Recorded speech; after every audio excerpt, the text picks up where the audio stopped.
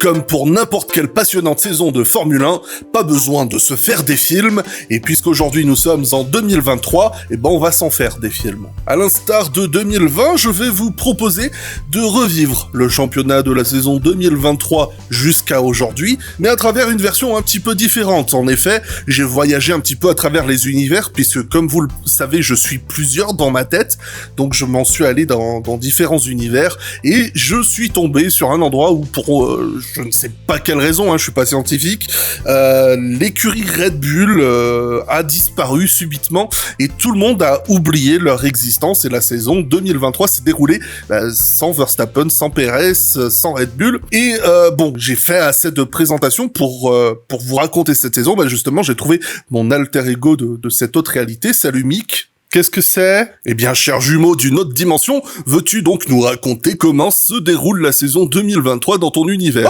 Je veux bien, mais à condition que toi tu me racontes ce qui se passe dans le tien, parce que ça se trouve, toi t'as un bon championnat, et moi le mien il est pourri, Oh, si tu veux, mais on verra ça après, Rien de bien particulier, la saison commence à Bahreïn, les 9 équipes sont là, on a bien évidemment Charles Leclerc qui revient en favori, après avoir terminé deuxième du championnat, derrière... Merde, c'était qui le champion ? C'est pas grave. Enfin, Leclerc a perdu le titre en 2022, mais cette saison, il a bien l'intention de se rattraper. Comme rival, il aura naturellement Carlos... Pardon, excuse-moi, non, j'ai fait une blague.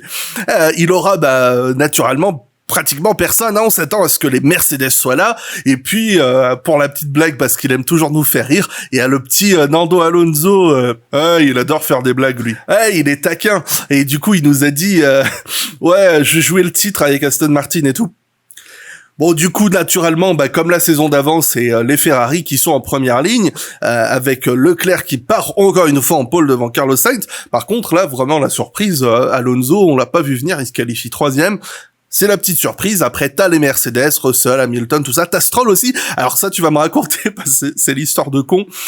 Stroll, il s'est viandé en vélo. Je connais, avec le poignet cassé. Oui, c'est ça, avec le poignet cassé, ce qui va peut-être compromettre sa future carrière de tennisman, justement. Enfin bref, du coup, on reste à Bahreïn. La course démarre. Leclerc, bien évidemment, comme à son habitude, il prend la tête de course, il domine. Finalement, il perd la tête de course qu'à la faveur des arrêts au stand, mais la grosse surprise derrière, Aston Martin avec Alonso qui a pas fait un départ ouf, Stroll qui a un peu reculé aussi, ils se sont retrouvés derrière les Mercedes et paf, à la régulière, les Aston Martin arrivent à dépasser Hamilton, Russell. Et coup de théâtre, il dépasse même la Ferrari de Carlos Sainz. Là, tu vas te dire, waouh, Alonso, il va finir deuxième pour sa première course et tout. Je vois où tu veux en venir, ouais. Du coup, forcément non, puisque le moteur Ferrari peut pas aller jusqu'au bout d'une course tout en étant en tête d'un Grand Prix. Et la surprise générale, Alonso, paf, victoire pour son premier Grand Prix chez Aston Martin. Première victoire depuis plus de 9 ans, c'est le truc incroyable. Enfin voilà, j'imagine que toi aussi t'as grave kiffé ce moment-là. Oh, différemment. Sainz sauve à peu près les meubles pour Ferrari, il est deuxième devant Hamilton. Stroll, finalement, c'est pas trop mal, pour un retour de blessure, il est 4e, il s'est bien battu contre Russell. Russell est juste derrière. Bottas, super résultat pour les Alfa Romeo. Pierre Gasly, alors là, c'est un truc de malade parce que il a totalement foiré sa qualif, il s'est retrouvé en fond de Q1 et il arrive à faire une belle course, une belle stratégie décalée, il remonte 7e place. Par contre, Alpine étant Alpine, je te raconte pas l'histoire de Ocon qui lui était bien qualifié, il s'est pris à peu près 3759 secondes de pénalité. Ouais, ça va, c'est bon, on est entre nous, je me connais, je sais comment j'y vais fort sur les hyperboles. Ah, parce que chez vous, il en a pris plus ? Quoi ? On retrouve du coup Alex Albon dans les points, 8e, super résultat pour les Williams. Tsunoda et Logan Sargent qui rentrent dans les points pour sa première course chez Williams. Alors là, c'est un peu la grosse cote, parce que il faut savoir que c'est le premier rookie chez Williams qui marque des points pour son premier Grand Prix depuis Nico Rosberg en 2006.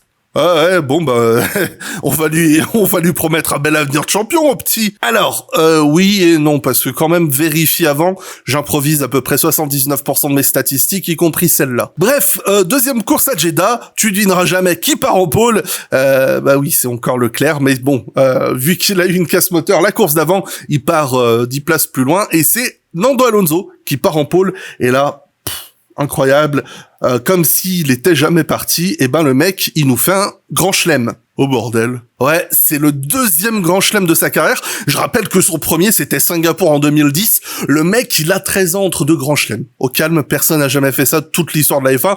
Bref, il remporte le Grand Prix devant les Mercedes qui finalement n'ont pas bien réussi à suivre son train de course. Russell est deuxième, Hamilton 3. On retrouve les Ferrari, Sainz, Leclerc, les Alpines qui traînent dans le coin, Ocon, Gasly. Belle course de Kevin Magnussen, hein. Petite lutte dans les derniers tours pour prendre la 8e place à Yuki Tsunoda, qui finit encore une fois 9e, et Nico Hülkenberg, c'est vrai qu'on n'en avait pas parlé, qui revient en Formule 1, alors, il éclate un peu Magnussen sur le reste de la saison, c'est n'importe quoi. J'ai hâte d'entendre ta version. Il retourne dans les points et ça fait plaisir à Haas, double entrée dans les points. Donc première course, on a 2 Williams dans les points, la seconde on a 2 Haas dans les points. Ok. Ça se joue à pas grand chose, hein, la F1. L'Australie est là, hop, petit changement de hiérarchie, c'est un doublé Mercedes en qualification. Russell prend la pole devant Hamilton et Alonso, Sainz est 4e, Leclerc est un peu plus loin, 5e, enfin, donc c'est pas terrible, mais ne t'inquiète pas, puisque Leclerc, il va nous faire du Leclerc, donc non, il va pas gagner, il va se foutre dehors au 3e virage. J'ai failli être surpris là. Enfin bon, Russell, pas de bol, safety car un peu contre lui, ensuite pas de moteur, il perd la victoire, hein, ce qui aurait pu être la victoire. Par contre, là c'est le rêve d'enfance. Quoi ? On a eu une lutte pour la victoire entre Hamilton et Alonso. Oh bordel. À l'instant nostalgie, c'était quelque chose. J'avais l'impression d'être de retour en 2007, quand ils étaient dans leur petite McLaren toute chromée. C'était beau, et puis sur le podium, ils se sont serrés la main et tout, et il y a les médias, ils étaient là, ouais, Hamilton, Alonso, le retour de la haine, et tout, ils se détestent. Ah, c'était trop bien sur Twitter. Oui, bah, j'imagine. On a quand même eu une énorme polémique à cause d'un crash en fin de course. Je vais pas trop faire le dessin parce que là, j'ai pas envie de porter honte sur ma réalité. Mais bon, disons que Hülkenberg aurait pu monter sur le podium. Ah là là, ça aurait été beau.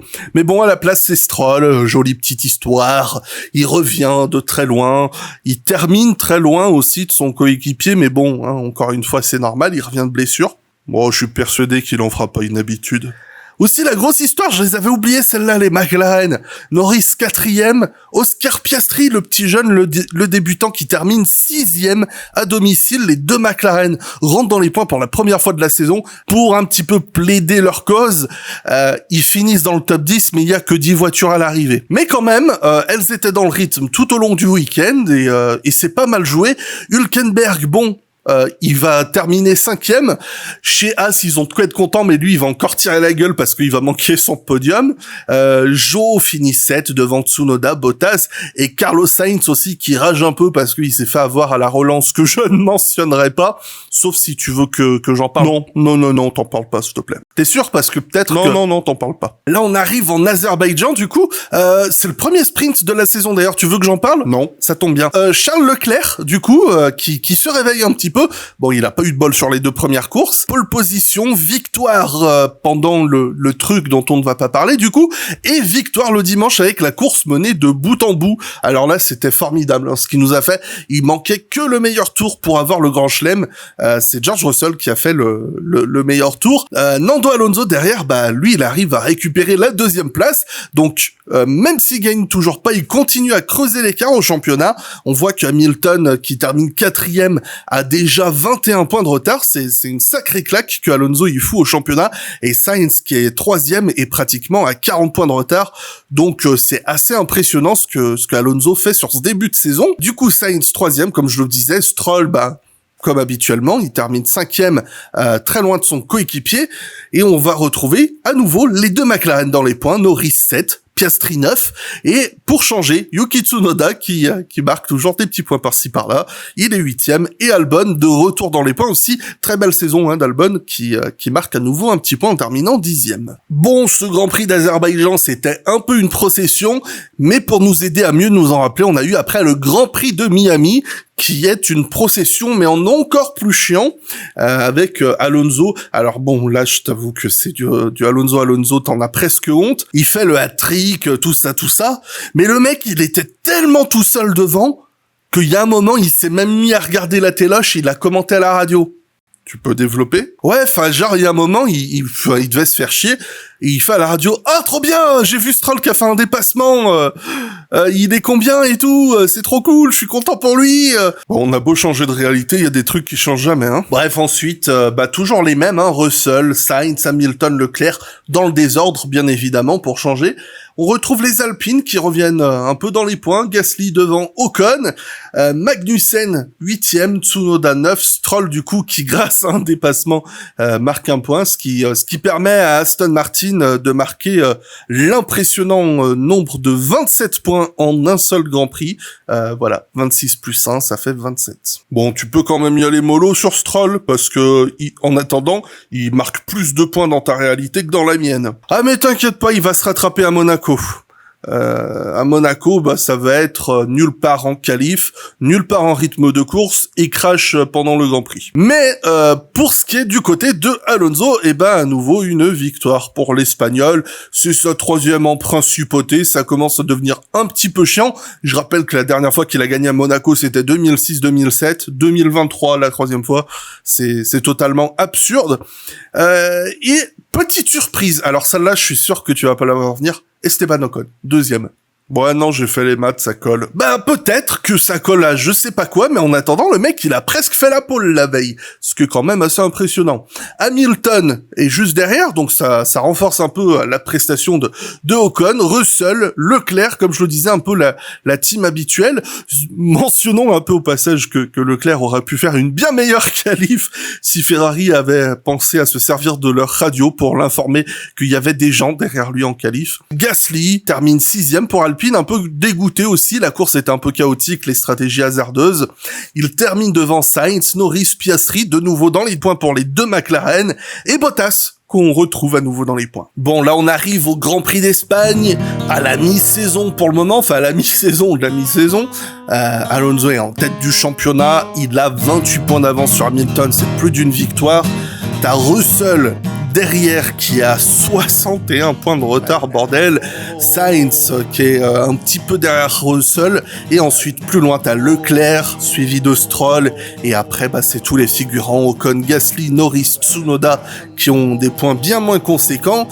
Donc tu vois, on arrive en Espagne, c'est la terre du Tauro des Asturies. Cet accent était très italien. Fille. Bref, du coup, non, Alonso se viande en qualif et il termine la course derrière Stroll, ce qui est une première de toute la saison. La course sera même un peu une surprise avec une domination impartiale des Mercedes qui signe un doublé. Hamilton devant Russell, cette fois ça change du Brésil l'an dernier. Sainz qui complète le podium, donc on a quand même un Espagnol sur le podium à la maison. Lance Stroll termine donc juste devant Alonso. Alonso qui maintient quand même un bel écart au championnat du monde. Devant Ocon, Joe qui a fait une sacrée course avec de beaux dépassements aussi. Gasly termine 8e. Charles Leclerc, il était là. Il est passé faire coucou, et Yuki Tsunoda qui sera pas tout à fait en accord avec la manière dont les pénalités sont attribuées, mais bon, on va pas entrer dans les détails, on parle déjà depuis beaucoup trop longtemps. Et on a un match retour au Canada entre Hamilton et Alonso, et cette fois sur les terres de la première victoire de Lewis, c'est Nando qui l'emporte avec un petit avantage Aston Martin, mais quand même une belle lutte entre les deux.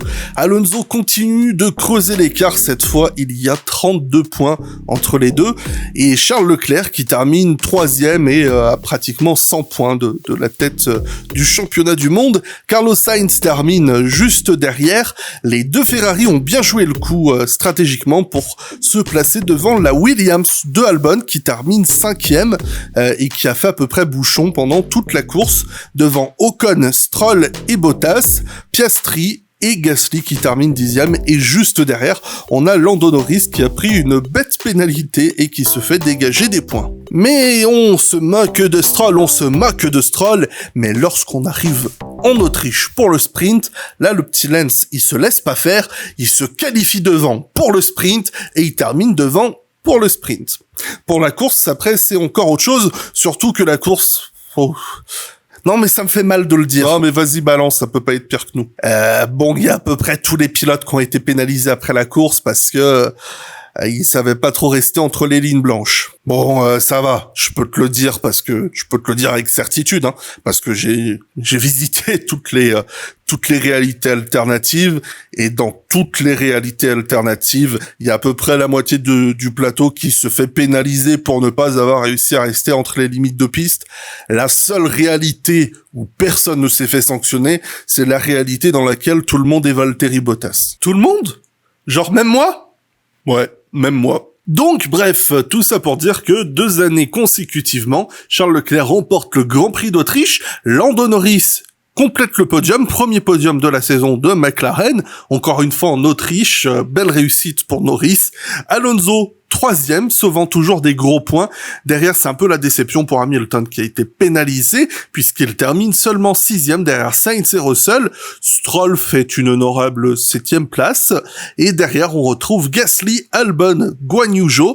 Et encore une fois, Esteban Ocon qui a été pénalisé de manière totalement absurde. Genre, il a eu 1 million de secondes de pénalité ou quoi? Non, on l'a directement expulsé du ring. Du quoi? Bah du ring. C'est le nom du circuit. Ah oui, c'est vrai que ça existe plus chez vous. Alors on s'ennuie un peu dans cette domination Fernando Alonso-Yen, mais quand même, là c'est la surprise, retournement de situation. En Grande-Bretagne, les Aston Martin sont pas trop là, mais en plus de ça, Lando Norris la gagne. Mais c'est pas juste, il la gagne. Non. Le mec, pour sa première victoire, il fait le grand chelem, c'est-à-dire pole position, meilleur tour et course menée de bout en bout devant Hamilton. C'est absolument formidable ce qu'il a accompli, Norris. Et derrière, on a Oscar Piastri qui monte sur son premier podium. Là aussi, c'est formidable parce que c'est aussi la première fois qu'un rookie fait un podium dans une McLaren depuis Kevin Magnussen en 2014. Oh là là, qu'est-ce que j'aime les statistiques. Donc McLaren reviennent un peu comme les challengers surprises. Russell 4e, Alonso seulement 5e devant Albon. Toujours la bonne surprise. Les Ferrari, c'est assez absurde, on sait même pas comment ils ont fait pour terminer aussi bas alors que techniquement elles s'étaient qualifiées dans le même rythme que les McLaren et Mercedes. On a Sargent qui revient dans les points en terminant 9e et Bottas qui termine 10e.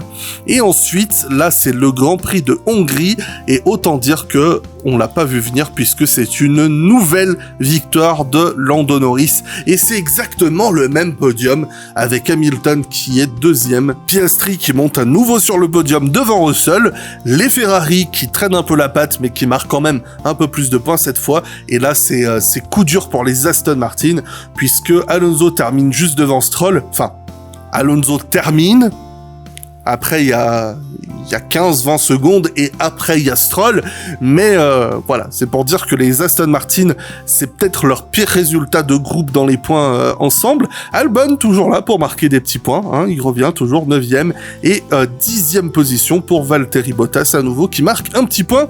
Et là où on s'en est arrêté, et ben c'est au Grand Prix de Belgique où ça a été à nouveau une surprise, ça a été le réveil de Ferrari avec, je vais pas parler encore du sprint, mais quand même Piastri termine premier devant Gasly. Imagine si ça avait été une course, ça aurait été un résultat formidable. Pour la course, ça a été plus psychologique et stratégique, mais on a un beau podium avec Leclerc qui remporte son 3e Grand Prix de la saison devant Hamilton et Alonso, donc Russell est 4e, Norris un peu déçu, il y a eu une petite escarmouche au départ entre Sainz et Piastri. Norris a pas été arrangé par cette petite friction entre tout le monde. Ocon remonte jusqu'en 6e place. Stroll remonte en 7e place. Il a pas été aidé pour le coup par la stratégie et l'arrivée de la pluie. Tsunoda marque à nouveau des gros points. Ça faisait un petit moment qu'on l'avait pas vu. Il termine devant Gasly et à nouveau Bottas qui est en train de kiffer sa vie sur les 10e positions. Avec un top 3 composé de Russell, Norris et Albon en qualification, on était en droit de s'attendre à quelque chose de merveilleux pour la course du dimanche, avec la réunion de ces 3 grands comparses. Hélas, entre stratégie risquée et pas du tout payante, et évidemment une grande maîtrise en conditions piégeuses de Nando Alonso, ce dernier s'en ira une nouvelle fois avec les poches pleines de 26 points de Zandvoort. Et soudain surgit face au vent le vrai héros de tous les temps. Pierre Gasly, contre toute attente, termine juste derrière Nando, un petit peu aidé par une safety car en fin de course, mais surtout grâce à une course magistrale et une belle maîtrise de sa stratégie. Il devance Carlos Sainz, qui n'aura pas non plus démérité, et qui termine devant Lewis Hamilton, peu aidé par une qualification qu'il l'aura renvoyé en fond de Q2 après avoir été gêné par à peu près tout le monde. 5e seulement, Lando Norris sera bien dégoûté de ne pas avoir converti une nouvelle pole position. Il termine devant Alexander Albon, qui aura le sentiment mitigé d'avoir également gâché de gros points, mais sera quand même content de terminer 6e, devant Oscar Piastri, Esteban Ocon, Lance Stroll, qui ramène 2 points supplémentaires pour Aston Martin, élevant leur total de ce week-end à 28, alors que Nico Hülkenberg termine 10e. On notera l'énorme exploit de Liam Lawson, qui remplaçait Daniel Ricciardo, qui s'est blessé un peu bêtement. Ça aussi, ça doit être propre à notre univers complètement absurde. Mais bon, Lawson termine juste 11e pour son premier Grand Prix en Formule 1. C'est assez impressionnant. Suite à cette nouvelle claque, Fernando Alonso s'envole au championnat avec 32 points d'avance sur Lewis Hamilton et 102 points d'avance sur Carlos Sainz. Comme dirait le cardinal Onzo tous les dimanches après 12h30, la messe est dite. Leclerc est 3 petits points derrière son coéquipier, devançant George Russell. Quelques trentaines de points derrière, nous retrouvons Lando Norris, lequel devance encore une trentaine de points Lance Stroll, dont les 85 points au championnat du monde permet à Aston Martin de n'avoir seulement que 39 points de retard sur Mercedes au championnat du monde constructeur, et nous retrouvons juste derrière les 2 Alpines de Ocon et Gasly séparés par 1 point, devançant de 6 points Oscar Piastri.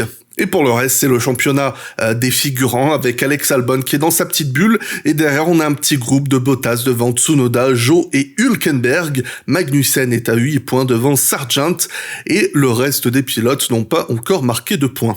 J'ai hâte que tu me dises comment ça se passe le championnat du monde dans ton univers parce que j'ai besoin un petit peu d'éveiller mes sens, si tu vois ce que je veux dire. Non, mais on ira voir une autre réalité alors. J'ai improvisé, j'espère que ça te va. Moi, j'avoue que j'aurais préféré le regarder plutôt que tu le racontes, mais on fera avec. Ça veut dire que chez toi, c'est pas la joie. On fait comme on peut, mais non, c'est pas la joie du tout. Allez, il doit bien y avoir un truc ou deux qui sont marrants, vas-y, dis-moi un truc. Si, comment dire? Il y a Felipe Massa qui vient de lancer une action en justice pour protester le résultat du Grand Prix de Singapour 2008. Je rentre chez moi.